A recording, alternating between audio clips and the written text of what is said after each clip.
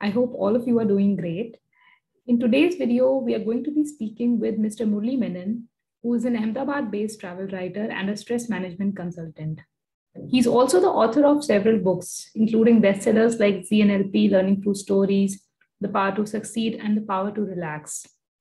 Mr. Menon is a vegan since 1995, and being a travel writer, he has visited many cities across the world and has also documented his experiences about how to survive as a vegan in all these places.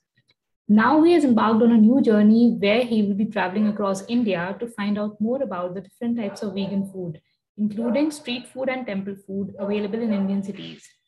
Let's find out more about his vegan travel plans, his views on a plant based Sattvic diet, and his other experiences. Hi, Mr. Menon. Thank you for joining us. It's a pleasure to actually have you here on this show. Mr. Menon, I read about this journey of yours. You are traveling across India with idea of tasting vegan cuisines, street side vegan dishes across the country. So when did this idea strike you? How did you think that you should do something like this, and when was the idea conceived? I'll explain to you. I became a vegan on 1st January 1995. That's 25 years back. And after that, my first trip was to China. So when I went to China, I found that there was no vegan food available except for street side fruits. So I could get pears, I could get peaches, I could get apples, I could get fruits, but I couldn't be really sure what they're giving, So then I started eating only fruits, living only on fruits. Now, when I came back after visiting China, Indonesia, Malaysia, I could find that there is vegan food, but it was very difficult to identify the restaurant which actually knew what was vegan. Because, for example, in Thailand, they think fish is vegetarian. So if you order a green curry with Thai green curry with rice, the fish sauce is part of that. So, but we are allergic to the smell of fish. So immediately we notice that the word for vegetarian in Thai is ban lai. So I used to tell ban lai and they'll give me vegetarian, but they'll put fish sauce in it. Yes. So then I thought that, right. So when I came back from Indonesia, I decided to do a river cruise on India. So I thought I'd start from Kodiala, where the river rafting starts, and go to Ganga Sagar, where the Ganga meets the sea, and research all the vegan food. But at that time, there was this Kumbh Mela in Hardwar. So the Kumbh Mela is considered to be the height of all food melas, because everybody comes with their own food. So I thought there'll be a variety of street food which I can research. That is why I selected 2010 Kumbh Mela. Right. So what is the plan now? So you did this trip in 2010, but you have embarked on a journey again. And now you are, traveling again through northern India, and you are going to travel to Jharkhand, I believe, next. Yes. So, tell us more about this. See, basically, when I went on the first trip, I really enjoyed it so much because I wanted to be a strict vegan and see what you get in the railways. For example, I got in Hardwar station, and maybe 4-5 stations later, there were some papayas. And always at every station, some of these vendors used to sell fresh fruits.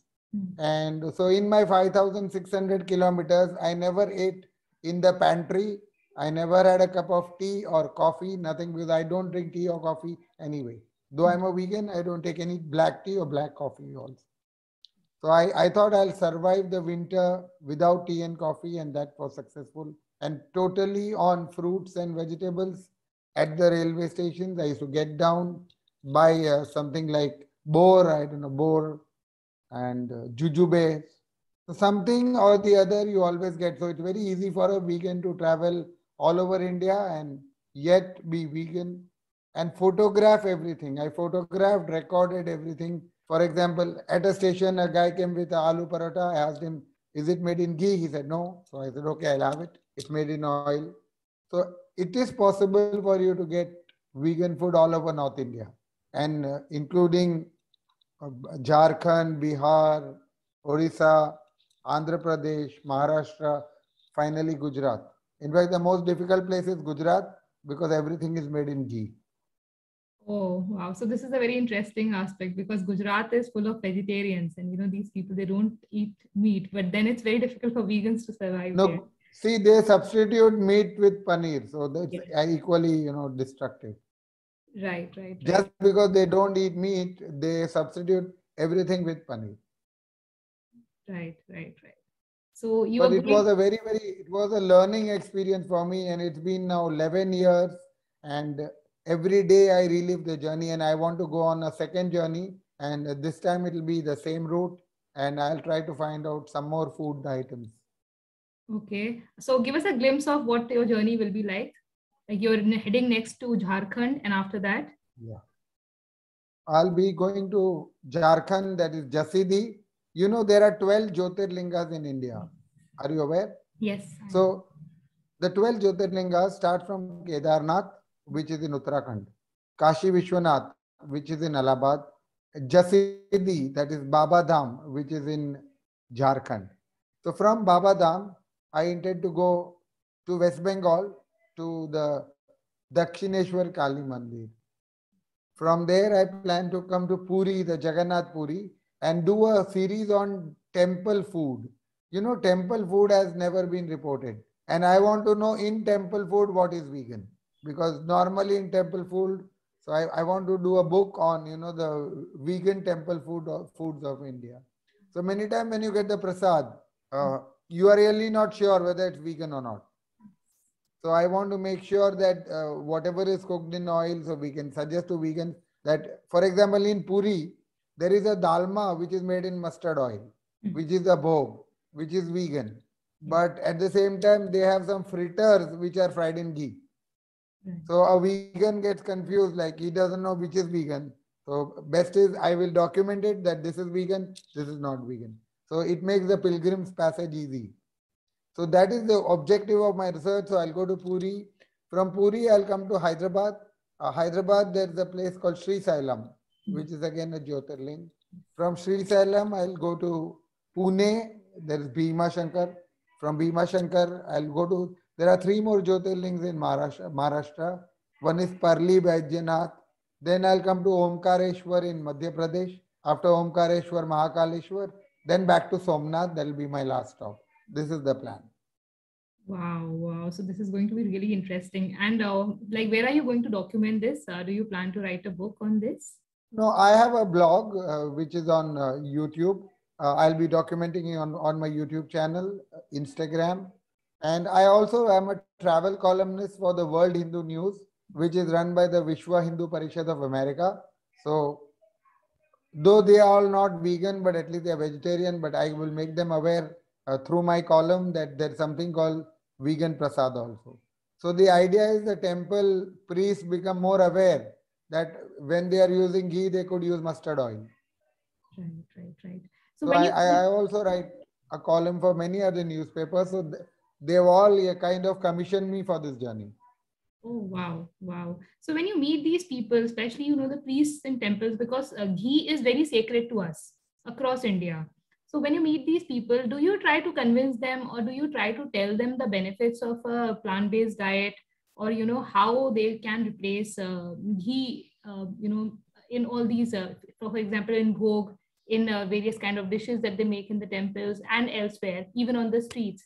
So do you also do that? Because I think you are in a position.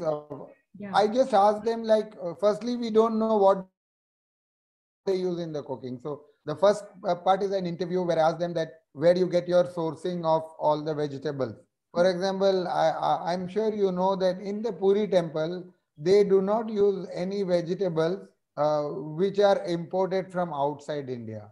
So they use only pumpkin, they use only bitter gourd, they only use vegetable that is native to India. And it is so surprising that in the dalma, they use mustard oil, which was the tradition thousands of years. So ghee has come into the Indian tradition after the British invasion. Till the British invasion, only cold press oil was used. So I tell them that ghee should not be used, not because I don't convince them to become vegan, but I tell them about the cow and why the cow's milk is meant for the calf and it is not meant for humans.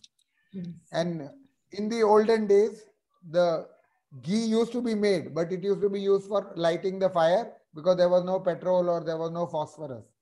So it was used as an igniting agent, and the British made it compulsory to use it in the temple rituals. Because what the British knew that the more ghee we eat, the more unhealthy it is for Indians, and a few British will be able to rule over the masses. Yes, yes. Okay, interesting take. So, like I also read somewhere that while traveling, even if you don't get anything, you can spend days on water, just water on a water fast. So, like how do you do that? Like what should people do? Isn't it important for us to eat every day because we have this concept, and some people consider that fasting actually erodes a lot of energy from you. So, how do you do that? Supriya, you've asked a very, very interesting question and to the right person.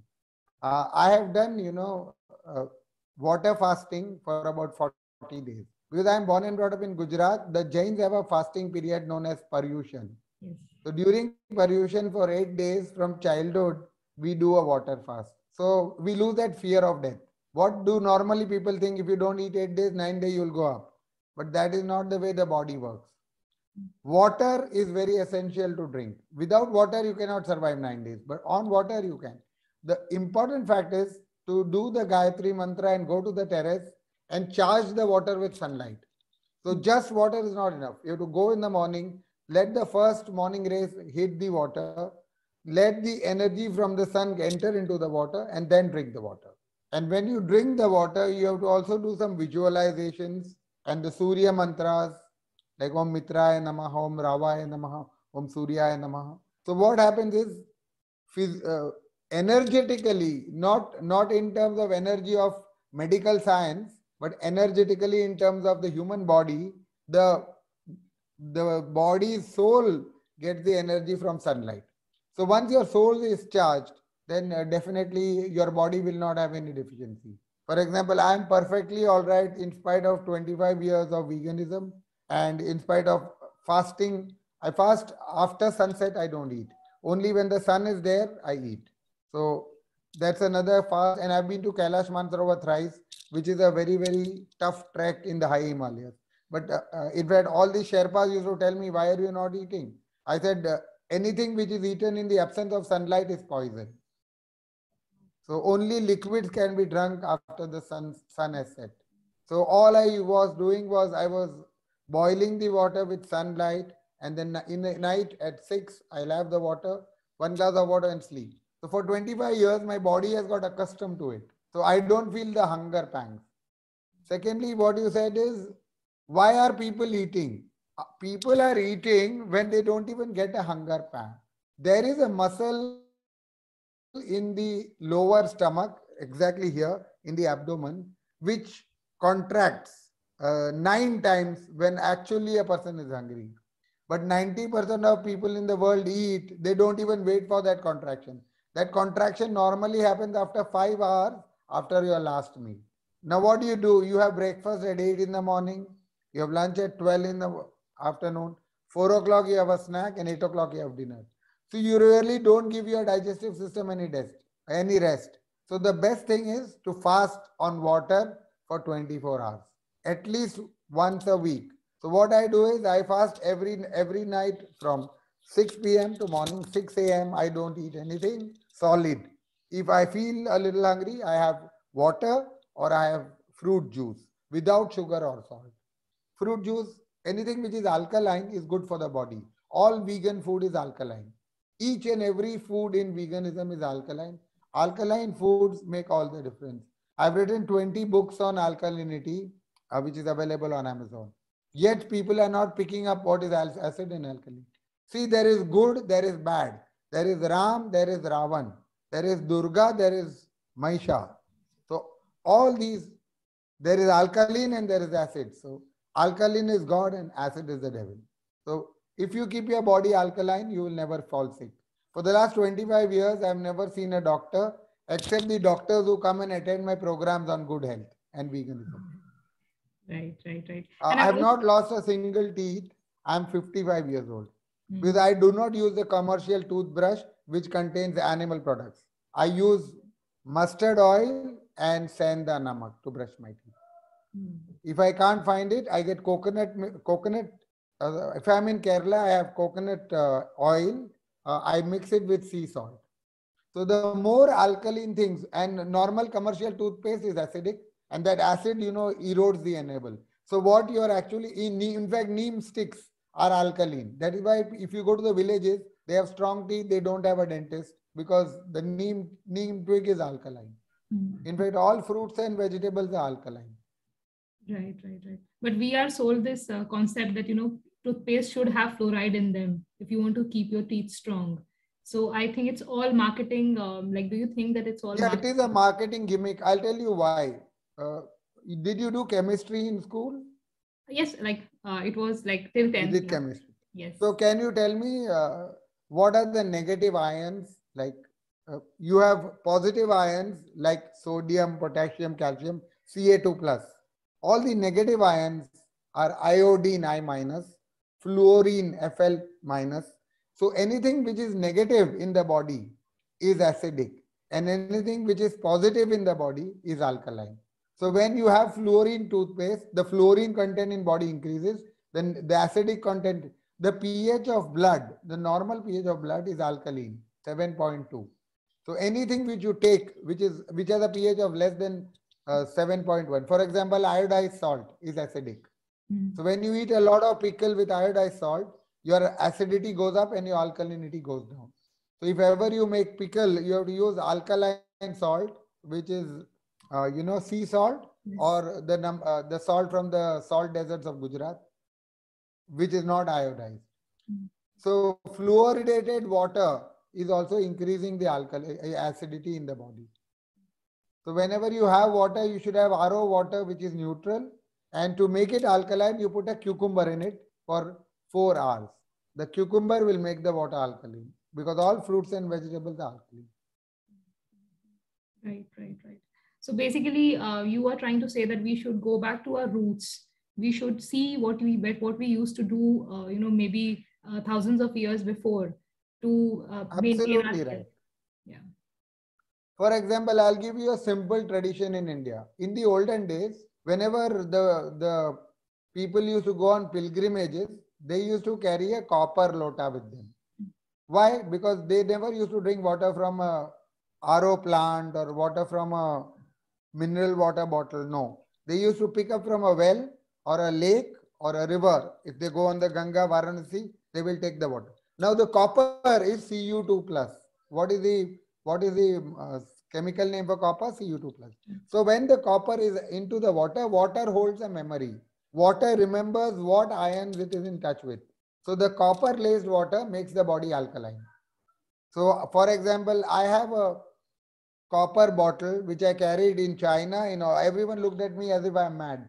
But I made sure that I took water from the lakes because plastic, when you drink mineral water, the alkalinity is zero. It's actually acidic water, and there are no minerals in that because the only mineral in that is plastic.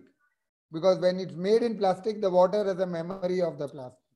So you will find that after the advent of mineral water, the incidence of osteoporosis among women in India has gone up more. Because what happens when you drink acidic water, the calcium from the bones enters the bloodstream to compensate and make the bloodstream alkaline. So the bloodstream is 7.2, but when you drink acidic water like 3 or 4 pH, then what happens? The overall pH of the blood comes down. So the bone starts leaching calcium because more calcium in the blood, the more the alkalinity. So the more loss of calcium, you get spontaneous hip fractures among menopausal women. So the more you take positive ions, the more you eat a vegan food. All vegan food is rich in positive ions. Mm. What And about when you dairy? talk about tradition, you said that what about the tradition? You don't have to look far, you have to look at the Gita. In the Gita, Lord Krishna tells Arjuna, Arjuna asks, what sort of foods do Sattvic people eat? So Lord Krishna replies, Ayur Satvaha Balarogya Sukha Priti Vivardanaha Rasya Snigdha Stira Hridaya Ahara Satvik Priya. So what do Satvik people eat? Things which are colorful. Now what is colorful? An apple is colorful. Fruits and An vegetables. orange is colorful. A grape is colorful. Milk is not colorful. Ghee is not colorful. Snigdh has a smooth outer covering. An apple has a smooth outer covering. An orange has a smooth outer covering. All fruits have smooth outer coverings. Mosambi. Sthir, which makes the mind steady. Ahara, Satvik Priya. Satvik means people who are having positive thoughts. So whenever you have whenever you take positive ions, you have positive thoughts. And whenever you have positive thoughts, you will have positive food, which is veganism. For example, I can see in the last 2 years, there's a glow on your face since you turned vegan. Yes. The other thing about tradition, there is a book called Charak Samhita, which is one of the treatises on, Ayurveda. Medicine, yeah. Before actually Patanjali's Yoga Sutras. The Charak Samhita, the first shloka is Rupam Chayadyat Priyamatpya Pyasam. What does it mean? Anything which is colorful is good for health. Gandham Sparsham Shabdam Adapi Rupam Chayadyat Priyamatpya Pyasam. Gandham means anything which has a smell. In fact, children, if you take milk to the nose of a child, he will vomit because he doesn't like the gandh smell. The milk of the cow, if you take to a calf, the calf will like the smell because that is the smell it is destined by nature to like. But a human child will never like cow. But if you take breast milk to a child, the child will drink breast milk, right? So the smell, gandham, anything which is very, very fragrant to the nose, sparsham, which is smooth to touch, shabdam, like a coconut water makes a sound. So anything which makes a sound are vegan foods. Rupam, colorful. So when you said we have to go back to tradition, I think you are right.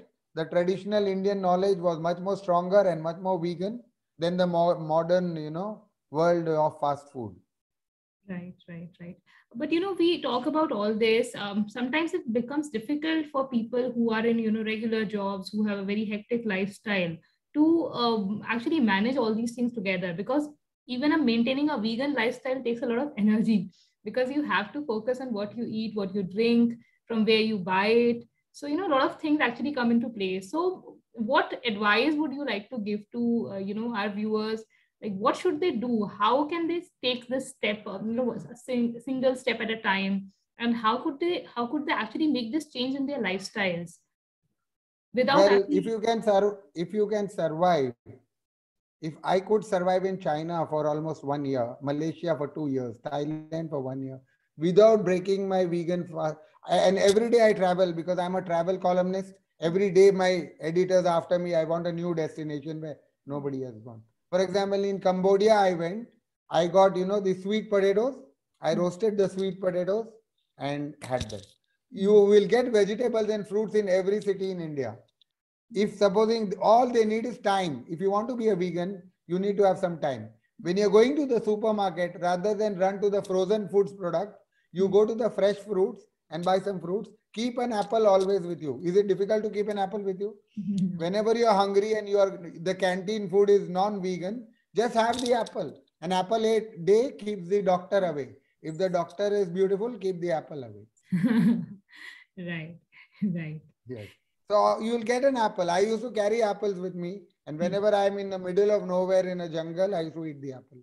And fresh water you will always get even in an office environment. Don't you think you'll get water? Yes. I mean a tap water or RO water. Yes. The time is not the problem, is the time. It's not the problem of the food choices. Yeah. Of course, the canteens, in every canteen, you'll get something which is vegan.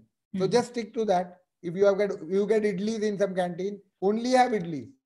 You will not get bored of idlis. Yes. Basically, it's also about conviction.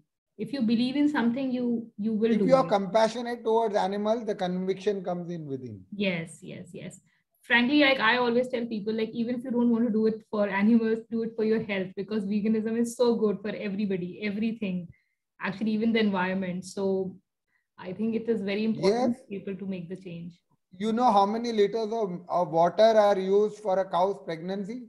Milk is not produced till the cow gets pregnant. When the cow gets pregnant, 10,000 liters are required per cow. Why is there a water shortage in India? Because every 1 billion cups of tea are drunk every day in India. 1 billion cups. That is 10,000 billion liters of water are used for cleaning the tabelas when the cow gets pregnant.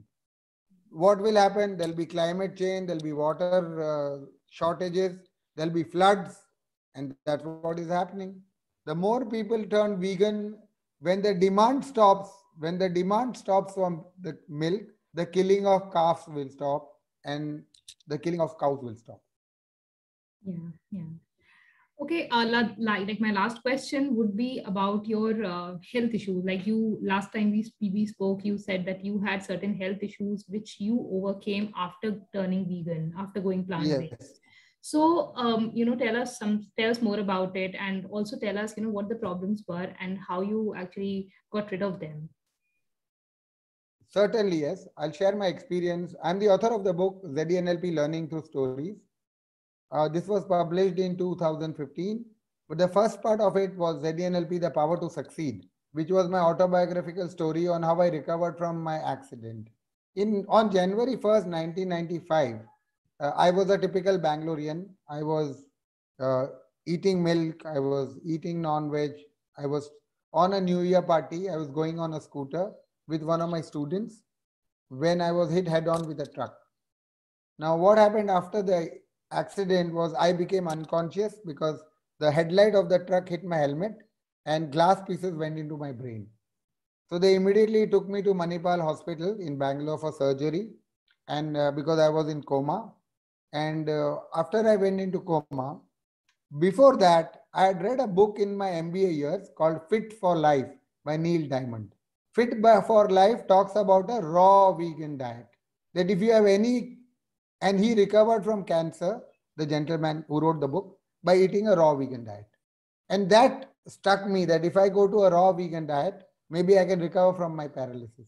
So after I came out of coma after a month, I told my parents that I'm going to eat only fruits and vegetables. And a miracle happened because when they operated me in the head, they found I had a small malignant node in my brain. And it was so deeply in my brain that if they removed it surgically, there could be risk that I would be having mental issues because it was on the right side of the brain. And my right brain, my front temporal lobe of the right brain was injured. And because of that injury, my left side was paralyzed. I could not move my tongue. I could not speak. I could not see with my eyes. I could not use. But recovery after, and another thing which is advised in the book, whole. Mr. Menon, just a I second. think something is wrong, but network yeah, is yeah, Can't you hear me? I lost you around 1 minute back. Like you were telling about the injury, and after that. Yeah, I had a head injury, after which I had a craniotomy. A craniotomy is an open brain surgery. They remove the top part of the skull, then they remove the blood clots which had formed. I think we'll have to start from the very beginning, because. So Yeah. Okay. Can you see me clearly now? Yeah, but again, your video is getting stuck. So on January 1st, 1990, what is it? Yeah, there's something wrong with the internet, I believe. No, now, actually it's connected. It's better. Now it's better. But it's still getting stuck in between sometimes. Yeah. Oh, is it getting stuck now? No, now it's fine. Now it's fine. Okay. Yeah. So what I was telling you was on January 1st, 1995, I was coming back from. You hear me now? Yeah. So I'll go again because it's. Yes. So on 1st January 1995, I was working as a product manager at Astra Ideal, which is presently known as AstraZeneca at Bangalore. When coming back after a New Year party, I had a head-on collision with a drunk truck driver. The truck's headlight pierced through my helmet and went into my brain, some glass pieces. So I had blood clots in the brain and I fainted. The ambulance took me to Manipal Hospital where a craniotomy was done by Dr. Hegde, who was the neurosurgeon at that time in 95. Now they found that once anybody has a head injury and if the brain is opened, you become an epileptic. That means you have to take anti-epileptic medicines throughout your life. But I had read this book called Fit for Life, which is on raw veganism, where he got cured of cancer on a raw vegan diet. That means only fruits and vegetables raw and boiled fruits, boiled vegetables. I told my parents once I returned to Ahmedabad from Bangalore by flight in a bedridden condition that I will be eating only fruits. They were supportive of me. So I started with fruit juices like Mossambi juice, apples, and only fruits and vegetables. And I got sensation in my left side was paralyzed because my right side was injured. Also during the craniotomy, Dr. Hegde saw some malignant node in my front temporal lobe, but they were too dangerous to be removed. So they said you can come for the surgery later, but for after you take the anti-epileptic medicines for 1 year. But I decided in the Neil Diamond book, it was written that if you take a raw vegan diet, you should not have any animal products or any animal products, which any pharmaceutical products which are tested on animals. And almost all pharmaceutical products are tested on animals. So I stopped the anti-epileptic medicine. In the last 25 years, I've not had a single epileptic attack. And I've not had any recurrence of my malignant node. That is my miraculous recovery. And that is why the newspapers are after me, because I'm a big story. I've been interviewed by the Hindu Bangalore, Hindu Chennai, immediately in 95. And in the last 20 years, probably I've given more than 200-300 press interviews about my recovery. And my books have also become bestsellers on Amazon. Okay, wow. So did you tell your doctors about this? And like, if you did, how did they react? Actually, I did tell my doctors because I did a talk at Bangalore where Dr. Hegde himself attended my session. So he did know about it. Okay. So what did they say? Like, did they feel that, there's something wrong with the system we have been following throughout? Like, what did Because they had told me that I will be okay in a wheelchair, but I will definitely get epileptic attacks every month if I don't take the sodium phenytoin, which was a medicine prescribed to me. But because it's an animal product, it's tested on animals, and I became a pure vegan. I was influenced by that book. I decided to write my own book. And in 95, I had the accident. In 9 years, I had my first book, The Power to Succeed. It has sold 5,000 copies. So 5,000 fortunate souls have got the book. Then the first book was a hit. So my publisher asked me for a second book. So I wrote The Power to Relax on how can IT engineers relax and have a vegan diet in their offices, because 2005 was the boom on the call center boom, etc. So that book again sold 5,000 copies and lives were impacted. Then in 2015, I wrote my third book, which I've sent to you, Learning Through Stories, which is my journey through all over Southeast Asia on a vegan diet. And this prompted me that when I'm doing a veganism in Cambodia, Vietnam, China, Tibet, let me do something for India. So I started with this book. And the young generation will be more inspired to travel in spite of being vegans, or would be forced to explore vegan food. And the last thing I want to highlight to the young generation is when you become vegan, I'm a biochemist. I did my graduation in biochemistry and MBA from IMDR Pune. In the graduation, we were told that the human DNA is a latent DNA. Still about 20% of the DNA is not activated. And when you become a vegan, I had a spontaneous activation of my latent DNA. And that actually charges the taste buds. For example, before I used to eat an apple when I was a non-vegetarian, but I couldn't get the flavors of the apple. Now when I eat an apple, it's so juicy, it's so succulent, it really hits my taste buds such a way that I never had a food before 95. All the food I've eaten is after becoming a vegan. What I was eating before I became a vegan was all trash. Because your taste buds get activated and you have completed 2 years. I'm sure your taste buds also must have changed. Yes. But at least go for a raw vegan diet on Sundays, once a week. Because I became a raw vegan spontaneously. So the faster you become a raw vegan, the faster is the latent DNA activation. Right. Definitely, I'm going to give this a try. And your books are available on Amazon. So I think Yeah. people can buy it from there and they can. Just you can search my name, Murli Menon, Murlimenon, your subscribers, and they can get my books. Awesome. And it has both the Kindle as well as hard copy, both editions. Right. Thank you so much, Mr. Menon. You know, these were some really great insights. And No, I must thank you also. You've done a wonderful interview and you've asked me the right questions. And I'm sure your audience will also enjoy, your subscribers. And please share the copy of the video to me. I'll share it on my channel also. Definitely. Namaste and look forward to meeting you when I'm in Ghaziabad. Yeah, sure.